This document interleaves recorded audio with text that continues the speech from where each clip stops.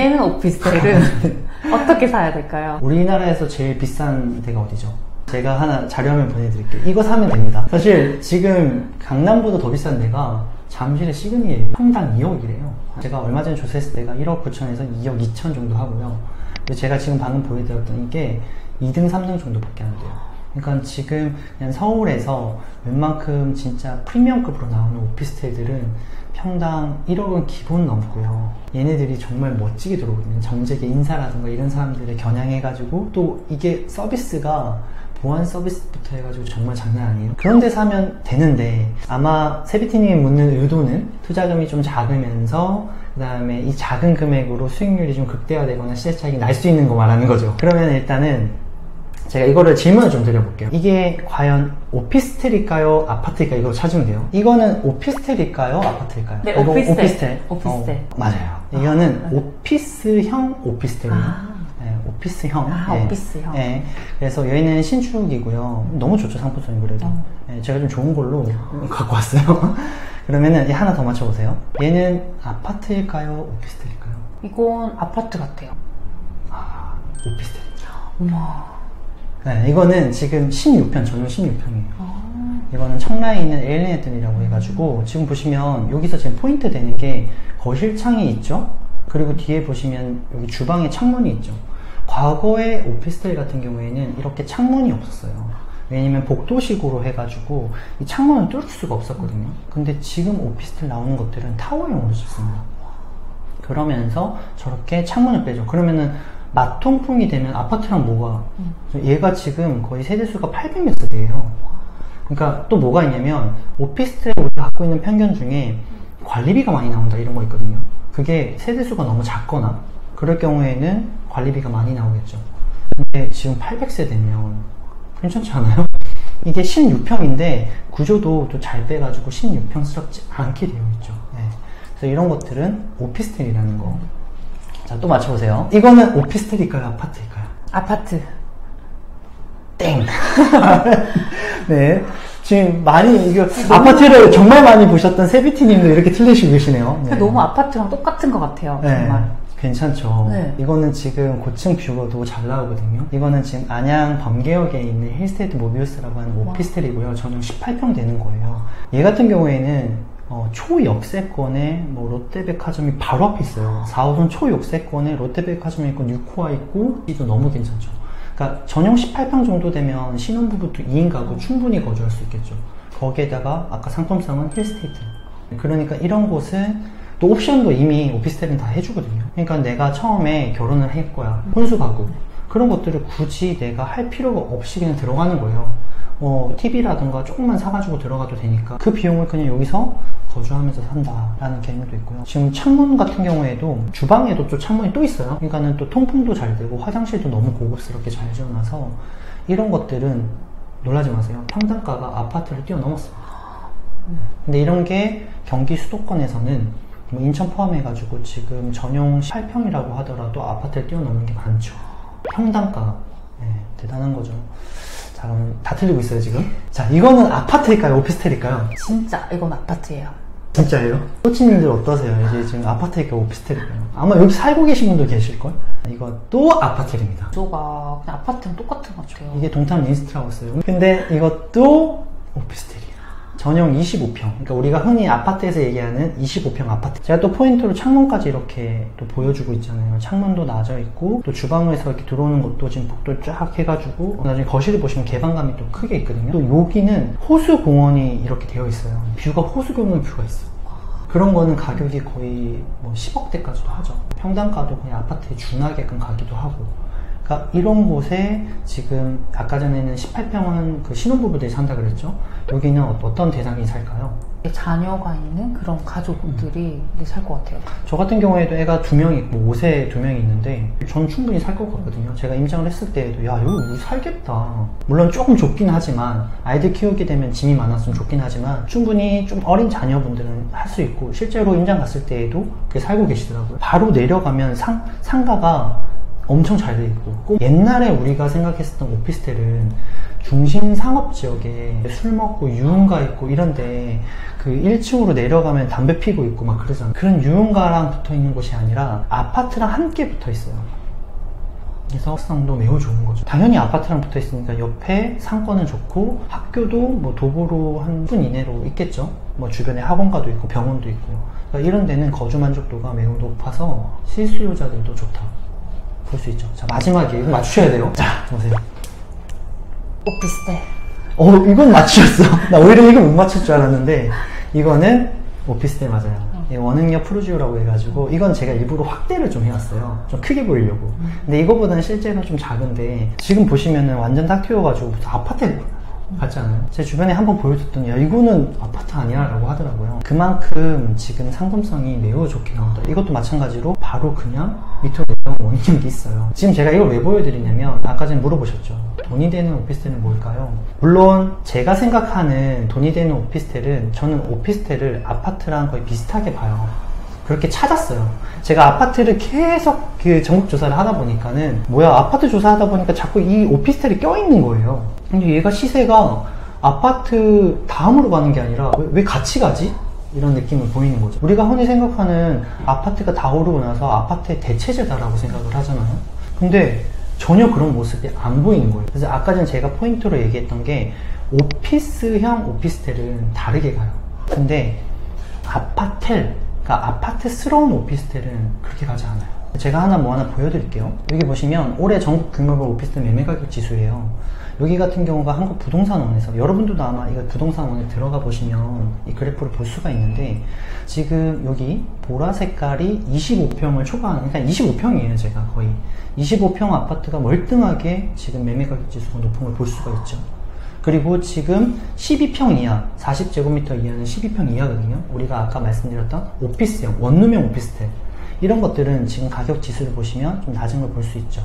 물론 그렇게 접근할 수 있습니다. 최근에 뭐 오피스텔 투자하시는 분들, 특히 원룸 투자하시는 분들 중에서 어떻게 투자하시냐면 원룸도 거의 그 오피스텔도 상가거든요. 상가처럼 하는데 처음에 분양받는 오피스텔은 매우 비싸요. 고분양가요. 그래서 한 4년, 5년 지나고 난 다음에 이 오피스텔을 사는 거죠. 왜냐면 우리 상가는 고분양가기 때문에 한 4, 5년 지나면 단물 다 빠지잖아요. 그러면서 가격이 밑으로 쫙 내려가거든요. 단물 다 빠진 거가 매매 가격은 좀 내려가 있고 이게 그래도 중심 상업지역이라든가 뭐 초역세권이라든가 인프라가 갖춰진 그런 오피스텔이다 보니까 실수요자는 받쳐주는 거죠. 그러면서 가격이 붙어버립니다. 무피 투자 또는 플러스 투자가 가능해요. 그래서 이 원룸형 오피스텔을 거의 플러스 투자까지 해가지고 10채, 20채, 30채까지 늘리시는 분들이 많죠. 법인으로도 또는 이제 주택임대 사업자로도. 그렇게 해가지고 수익을 거둘 수 있을까? 지금 이렇게 해보면 시세 차익이 안 거둘 것 같잖아요. 근데 그런 분들은 보통 최소 안전마진을 그래도 10%에서 20% 정도 저렴하게 나온 물건을 매입을 하시더라고요. 그렇게 해서 10%, 20%를 매입을 하셔가지고 내가 적정가만 가더라도 돈을 먹잖아. 그래서 적정가 먹었을 때가 한 4, 5년 지났을 때야. 그리고 나서 10년 차가 되면 오피스텔은 좀 메리트가 떨어져요.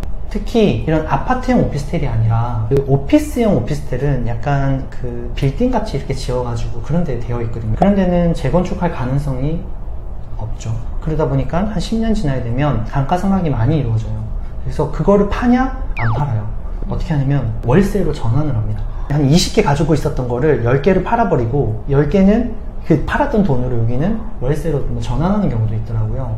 그래서 저는 그런 투자를 좀 지향하고 있지는 않지만 원룸형 오피스텔을 그렇게 하는 경우도 있다. 그래서 그렇게도 수익을 거둘 수 있는 게 있다. 근데 저 같은 경우에는 기본적으로 부동산은 시간을 먹고 자라는 그 투자라고 생각을 하고 있기 때문에 조금 이렇게 아파트랑 비슷할 수 있는 게 없을까라고 해서 관점으로 좀 쳐다보게 됐고, 그러다 보니까는 이 아파트스러운 오피스텔이 일명 아파텔이죠. 이게 아파트랑 그냥 시세가 같이 가더니 경기도 판교 쪽에는 6개월 만에 4억이 올랐어요, 시세가. 근데 얘가 대출도 좀 나오고 그 다음에 주택수에도 포함이 또 안 되고 종부세 같은 경우에 제 관점은 원룸형 오피스텔 이런 거 할 수 있어요. 저 같은 경우에는 그냥 오피스텔도 시세 차익형으로 좀 다가가는 편이에요. 그래서 저는 돈이 되는 오피스텔이 이런 아파트스러운 오피스텔이면 좀 좋겠다. 텔은 아파트스러워야 한다. 그게 중요한 거죠. 인프라부터 다 모든 그쵸. 것들이. 아파트가 그렇게 많이 있고 괜찮은 아파트들이 많이 있는 곳에 있는 아파트 그럼 괜찮다는 말씀이시죠. 보통 오피스텔에 대해서 되게 부정적인 편견을 좀 갖고 있는 분들이 많잖아요. 이제 국대님 말씀 듣고는 좀 다르게 생각하게 됐을 것 같아요. 그러면 절대 사면 안 되는 오피스텔 그게 있나요? 오피스형 오피스텔 같은 경우도 될 수도 있어요. 근데 그거는 아까도 말씀드렸던 대로 내가 어느 시점에 사느냐, 4, 5년 지난 다음에 좀 가격이 내려갔을 때 사는 경우, 또는 월세를 나중에 전환할 것까지 생각하는 경우는 절대로 사지 말아야 될까? 그건 아닐 수도 있을 것 같아요. 근데 그런 것들이 아니라 내가 온전히 그냥 시세 차익형만 두고 본다면 조금 너무 초소형 오피스스러운 오피스텔은 아무래도 감가상각도 많이 되고, 그다음에 시세 차익이 많이 안 올라갈 수 있고, 특히 이렇게 침체기 같은 경우에는 지금 많이 좀 전환되고 있더라고요, 수익형을 보면서. 근데 시세 차익은 그렇게 많이 안 오르거든요. 그렇게 많이 안 올라서 그런 것들은 절대 안 산다 이것보다는 시세 차익이 목적이 아니라면 보지 않는 게 좋고, 그리고 지금 뭐 올라가는 아파트 중에서 이게 예전에는 경기, 인천, 서울이었어요. 근데 지금 전국적으로 전용 29평 오피스텔들이 다 올라가고 있어요. 근데 그런 것들을 보면 보통 학군이 좋고, 아니면은 뭐 상권 인프라가 좋고, 아니면 일자리 접근성이 좋고, 뭐 대형마트가 있고, 이렇게 쾌적성 이런 거. 그러면 반대로 얘기하면 그런 게 아닌 곳을 안 사면 돼. 그런 것이 아닌 곳은 그냥 아파트랑 똑같아요. 네, 아파트랑 똑같이 이거가 입지가 너무 안 좋고, 상품성이 좀 떨어지고, 그리고 세대수가 너무 적은 것들이 있어요. 근데 이것도 세대수가 교묘하게 어떻게 되냐면 아파트는 한 500세대 해요. 근데 오피스텔은 60세대만 딱 이렇게 해놓는 거예요. 그리고 나서 한 동만 이렇게 딱 해놓는 거죠. 근데 그런 것들은 이게 반신반의예요. 왜냐면 건설사가 좋고 입지가 좋으면 괜찮다. 근데 입지가 먼데 그렇게 지었다 그러면 또 안 돼. 그래서 아파트랑 비슷하게 바라보시면 돼요. 내가 이런 아파트에서는 안 살아야지 하는 거를 이 오피스텔에도 적용을 하시면 좀 좋죠. 이것만 알아도 실패는 안 하실 것 같아요. 그렇죠? 너무 어렵게 생각하지 않으셔야 돼요. 이게 분양가 상한제 적용이 안 받고 오피스텔은 아파트의 평당가보다 매우 높게 내요. 서울에 복층형 오피스텔이었어요. 전용 면적은 한 7평이었나? 그 정도 됐었거든요. 근데 그 7평이 평당가가 6천 얼마였어요. 그 6천 얼마였는데 그 옆에 구축이라던가 약간 기축 오피스텔을 봤거든요. 근데 얘가 3천 얼마인 거예요. 왜 이렇게 높지? 하고 나서 막 찾아봤어요, 블로그에. 그러니까 광고는 이게 복층이잖아요. 얘 한 7평, 요 위에 또 7평 해가지고 전용 14평입니다로 내보내는 거. 그러니까 과대 광고죠. 과대 광고에 우리가 모델하우스에 가게 되면 속죠. 물론 블로그에서도 안 하고 모델하우스 가면은 이거는 그냥 실면적은 14평이에요. 사면 돼요. 왜 위에도 쓸 수 있잖아 이러거든요. 근데 그게 시장에서 인정을 못 받아요. 그래서 복층형 오피스텔은 되도록이면은 안 사는 게 좋다. 우리가 투자적으로 봤을 때. 물론 그냥 생활을 한다? 뭐 그런 건 말리지 않겠지만, 복층형 오피스텔은 보통 그 평당가가 매우 높아요. 고평가되어 있어요. 네. 지방 같은 경우는 그냥 택지 개발지구가 엄청 많잖아요. 거기에 이제 그 용지에서 뭐 일반 뭐 상업시설 같은 것들 지으려고 해놨던 것들이 있거든요. 근데 지방은 땅덩어리가 많진 않지만 지을 수 있는 게 너무 많은 거야. 그래서 최근에도 제가 봤었던 게 청주의 동남지구 아시죠? 동남지구도 뭐 자정용지라고 해가지고 그거를 일반 그 근린생활시설을 분양을 하더라고요. 근데 그게 1차가 입찰이 안 됐어. 그리고 나서 또 재입차 할 거거든요. 근데 그게 재입차를 하다가 안 되면 뭘로 나오냐면 그거를 업자한테 넘겨서 오피스텔 지어버려요. 그래서 1층에 근린생활시설, 2층에는 뭐 오피스, 3층부터 해고 오피스텔로 쫙 지어버리는데 그거를 소형 오피스텔로, 초소형 오피 원룸 같은 걸로 분양가 높게 해서 지어버리면 사는 사람들은 있으니까 이거를 내가 영업은 안 하더라도. 그래서 그런 게 있으면은 또 내가 옆에 또 오피스텔을 갖고 있잖아요. 그러면 이게 물량이 너무 많아지는 거죠. 영향을 받죠. 네, 그래서 지방 같은 경우에는 그런 것도 좀 주의하시면 좀 좋지 않을까. 막 지으면 이렇게 좋아 보이니까 그쵸. 당연히 돈이 되겠지라고 뭐 분양을 받는다거나 그런 분들이 많잖아요. 맞아요. 근데 나중에 결국 공급이 너무 많으면 안 팔려서 고생하는 분들 진짜 많더라고요. 연락 많이 와요. 그쵸. 네. 네, 그래서 너무 중요한 말씀이신 것 같아요. 네. 최근에 보면 그래도 아파트에 이런 오피스텔 투자를 좀 많이 하시잖아요. 많이 하죠. 좀 그런 좀 이유가 있을까요? 일단은 다주택자시죠? 그러면은 세금에서 자유로울 수가 없어요. 너무 지금은 규제가 많다 보니까 세금에서 자유로울 수가 없어서 오피스텔을 보고요.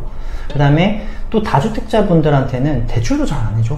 물론 뭐 법인이라든가 이런 건 좀 다르겠지만 대출이 좀 안 나와요. 특히 또 규제 지역 같은 경우에는 우리가 뭐 9억 이상 20%밖에 안 나오고 9억 이하는 40%밖에 안 나오고 나머지는 다 생돈이잖아요. 그런 것도 그렇고, 그리고 또 황금성이라고 해가지고 내가 이거를 팔 때 1년 미만은 70%, 2년 이하는 뭐 60% 이렇게 내잖아요. 그러니까 이 세 가지가 아파트를 사려고 했던 사람이 오피스텔로 오게 만드는 주요 요인이었어요. 세금에서 조금 더 절세가 되고, 그리고 두 번째가 대출이 좀 더 나오고, 그 다음에 조금 더 빨리 팔 수 있고, 그리고 플러스 알파로 아까 저희가 보여드렸죠. 아파트스러운 정말 경쟁력이 좋은 그런 오피스텔이 나오는 거죠. 그러면 야, 이거 무슨 실수요자들도 들어와 살겠는데? 투자자들이 가만히 놔둘까요? 안 놔두고 막 사죠. 그래서 취득세가 세금 같은 경우에는 그 4.6%예요. 근데 우리가 왜 지방 같은 경우에는 3개 사면은 8%, 맞아. 4개 사면 12%죠. 12%면 1억짜리면 1,200만 원을 내야 되는 거예요. 10억이면 1억 2천 원 내야 되는 거고요. 이거는 진입할 때부터 일단 숨이 턱 막히는 거죠. 근데 거기에다가 주택을 여러 채를 사게 되면 종부세도 또 합산되잖아요. 이러니까는 또 못 사는데, 일단 오피스텔 같은 경우에는 취득세가 그냥 10개 사든 100개 사든 4.6%죠. 네, 그게 좋죠. 그게 왜 그러냐면 오피스텔 같은 경우에는 업무용이랑 주택용이 있어요. 주거용이. 근데 아직까지 내가 뭔가 분양을 할 때나 내가 그 최초로 받은 오피스텔 같은 경우에는 그냥 얘를 업무용으로 쓸지 주거용으로 쓸지 모르거든요. 그러니까 그냥 기본적으로 이게 업무용으로 되어 있어요. 공적분상에. 그렇기 때문에 얘를 4.6%다. 그리고 제일 중요한 게 종부세예요. 재산세는 그냥 똑같이 냅니다. 근데 이 종부세가 오피스텔 같은 경우에는 합산이 된다라고 생각하시는 분들이 좀 많이 알고 계시는 분들이에요. 물론 세금적인 것들이 좀 변할 수도 있겠지만, 현재까지 제가 경험한 바로는 종부세가 오피스텔이 특히 업무용으로 되어 있다면, 건축물 대장에 업무용으로 되어 있다면 합산이 안 돼요. 전입신고하면. 또는 뭐 소장님들이 이거를 이거 주거용으로 이거 세입자 줄 거죠? 그러면은 이거 합산돼, 조심해야 돼, 이러거든요. 근데 우리가 보통 재산세를 신고하는 기간이 뭐 5월 정도 되잖아요. 이때 그 변동신고서가 날라와요. 재산세 변동신고서라는 이런 거 날라오는데 선택이에요, 선택. 내가 해도 되고 안 해도 된다. 근데 이거를 좀 줄이려고, 재산세가 이렇게 되면 줄어들거든요, 주거용으로 하면. 근데 이거를 줄이려고 내가 재산세 변동신고를 주거용으로 하는 순간 내가 갖고 있었던 주택과 함께 합산이 되면서 얘가 주거용으로 바뀌니까, 그래서 그거를 그냥 업무용으로 놔두시면 내가 주거용으로 사용하고 있다고 하더라도 주거용이 되죠. 근데 물론 양도세는 이게 업무용으로 되어 있어도 실질 과세 원칙에 의해서 그냥 이건 어쩔 수 없어요. 그냥 이거 주거용으로 됩니다. 근데 우리나라 공무원분들 이렇게 모르겠어요. 잘 열심히 하시는지 모르겠지만 이게 찾아와가지고 주거용인지 확인하고 이걸 체크하고 가고 그러진 않는 것 같아요. 그래서 그 종부세적인 측면에서 이게 합산이 안 된다는 게 다주택자들한테는 매우 조금 크죠. 그리고 대출 같은 경우에도 개인이 70%를 받을 수 있어요. 물론 DSR에 따라 틀리지만 지금 투기과열지구나 뭐 투기지역, 뭐 조정지역 같은 경우에도 한 70% 받을 수 있다 보니까 내 집 마련을 하시는 분들한테도 너무 아파트만 고집을 할 필요가 없죠. 지금처럼 25평 같은 경우에는 분양가만 좀 보고 이게 너무 비싸지 않은 가격이라면 내가 70% 대출 받고 살다가 올라가네, 좀 2년 있다가 비과세 받고 나올 수 있고. 법인, 황금성. 법인이 황금성이 좋거든요. 근데 이 황금성을 좋으려면 개인보다는 법인으로 하는 게 좋죠. 그래서 이 법인을 예를 하나 들어볼게요. 법인 같은 경우에는 양도세라고 하지 않고요, 법인세라고 하잖아요.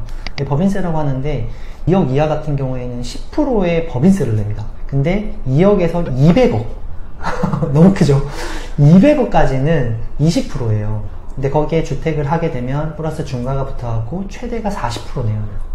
그럼 보통은 그냥 2억에서 200억 사이예요, 시세 차익이. 그래서 내가 만약에 3억의 시세 차익을 거뒀다면 2억에서 200억 사이니까 40%, 중과까지 해서 40%를 내게 되는데, 물론 뭐 기타적인 거 빼고 그러면 1억 2천의 세금을 내게 되죠, 법인세. 그러면은 이거를 약간 양도세로, 그러니까 주택으로 해볼게요. 주택은 1억 이하가 1년 미만이 몇 %죠? 70%. 70%면 3억에 그거를 받았어. 시세차익 걷었어. 70%면 2억 1천이죠. 네, 그러면 내 수익은 9천만 원 남죠. 그러면 아까 법인으로 했을 때는 1억 8천의 수익이 남는데, 근데 이거를 주거용으로 하게 되면 9천만 원밖에 안 남아요.